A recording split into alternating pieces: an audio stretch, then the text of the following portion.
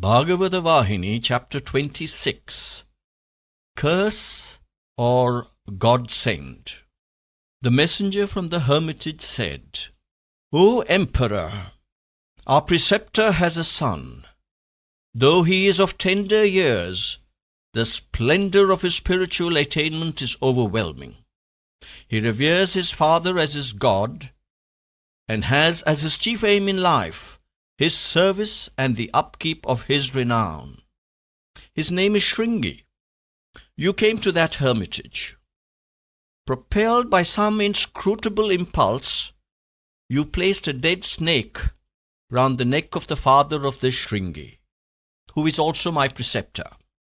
A few children saw it, and they ran toward Shringi, who was engaged in games with his comrades, to inform him.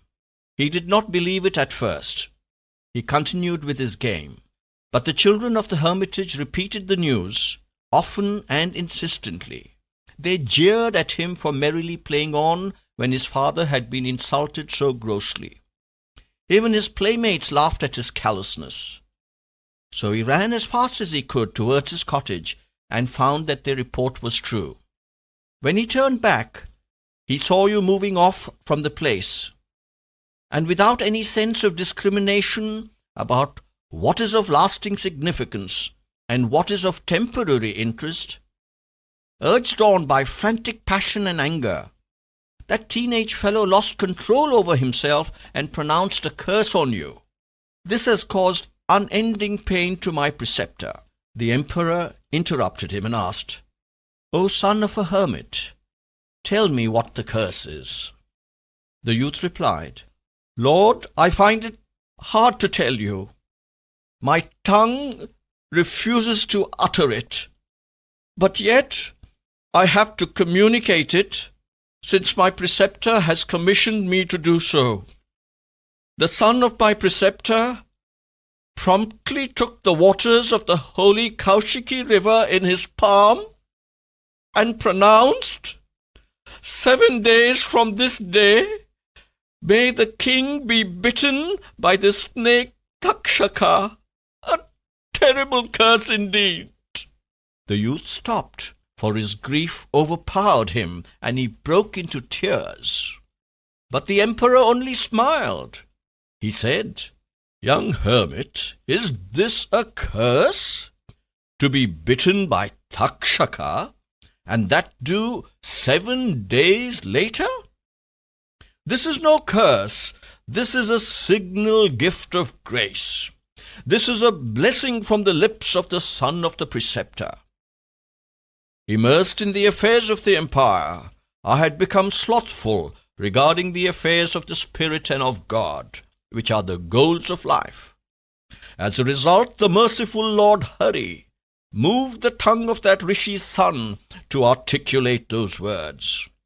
He has allotted me an interval of 7 days? What a great blessing is this! It must be divine will that I should spend every moment of these 7 days in the contemplation of God. From this very second I shall dedicate both time and thought, without intermission, at the feet of the Lord.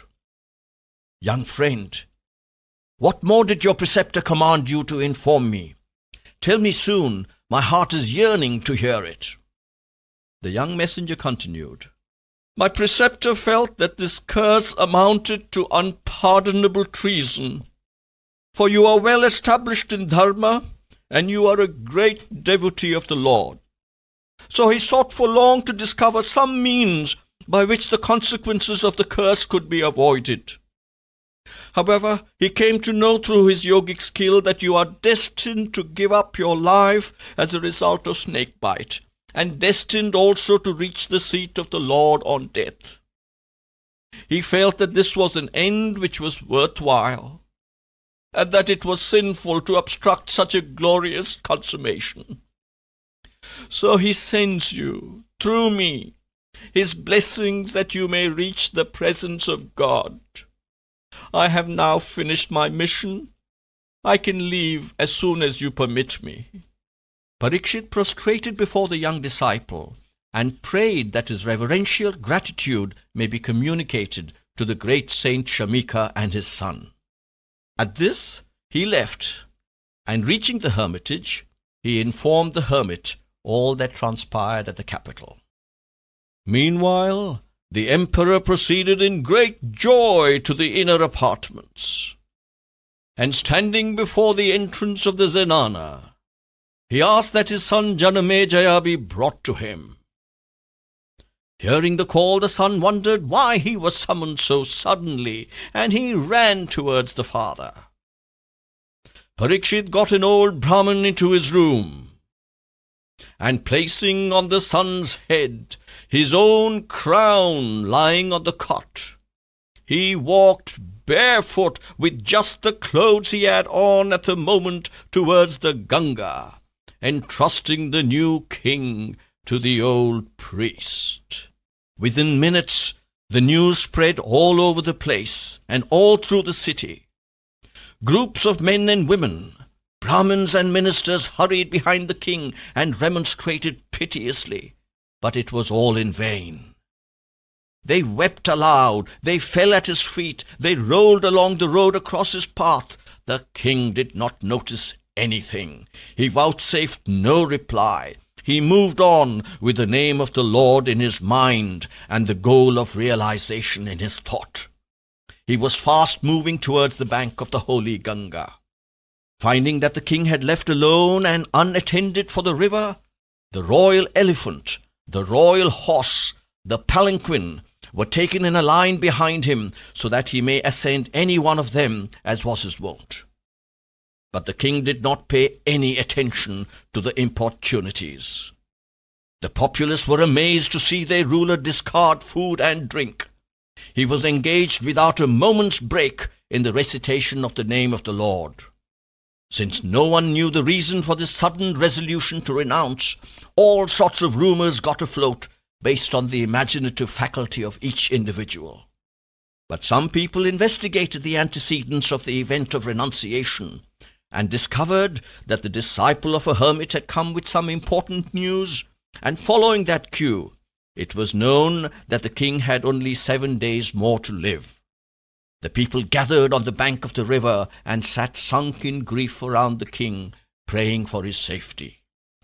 The tragic news spread so fast that it reached even the forest. The ascetics and sadhakas, the sages and saints, they too trekked along to the bank of the Ganga with water pots in their hands.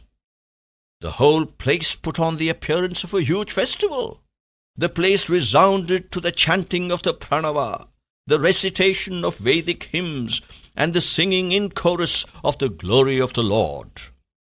Some groups were roundly scolding the son of Shamika, who was the cause of all the tragedy.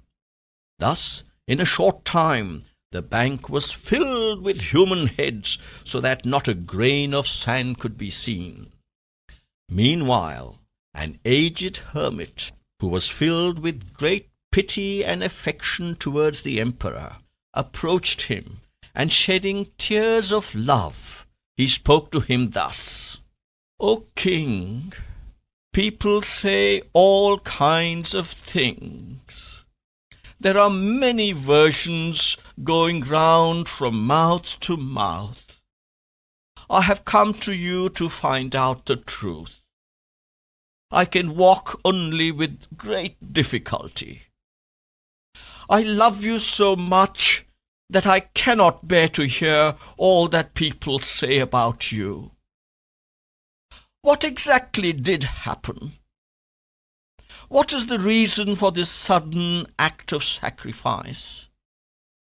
What is the mystery behind the curse that the son of a hermit pronounced on such a highly evolved soul as you? Declare it. Satisfy our craving to know the truth. I cannot look on while the people are suffering like this. You were like a father to them. Now you pay no heed to their pleadings.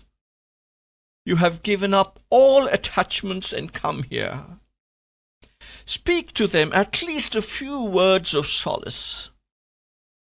With you sitting silent and hungry on the river bank, engaged in rigorous asceticism. The queens and ministers are in distress like fish thrown out of water. Who was that young man whose words caused this disastrous storm? Can he be genuinely the son of a hermit? Or is that only a disguise? It is all a mystery to me." The king listened to these words, spoken with such affection and equanimity. He opened his eyes and fell at the feet of the sage.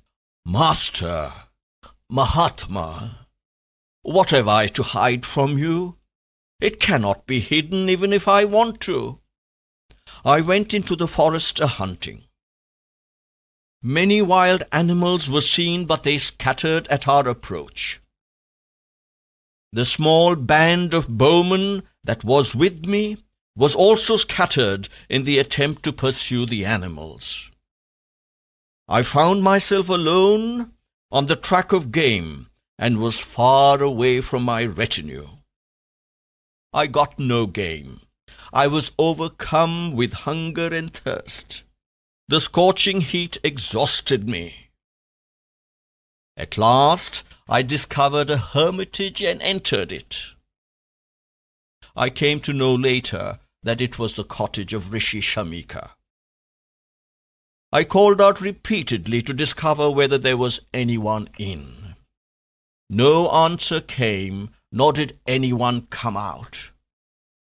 I saw a hermit sitting in deep meditation, lost in his own dhyana. While coming out from the cottage, I felt something soft under my foot.